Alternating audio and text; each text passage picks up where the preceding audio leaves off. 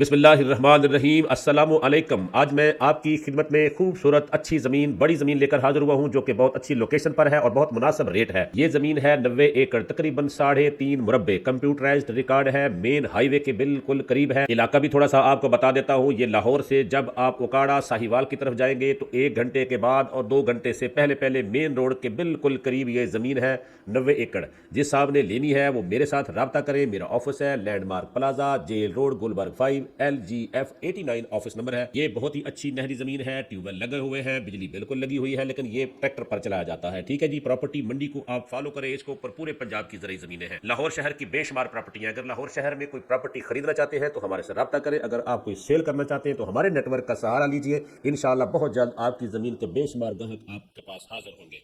Property मंडी के Facebook page को follow करें। इस जमीन का रेट है 42 लाख रुपए फी एकड़। 90 एकड़ जमीन जिसने लेनी है मेरे नंबर पर रब्ता करें और मुझसे मुलाकात करें।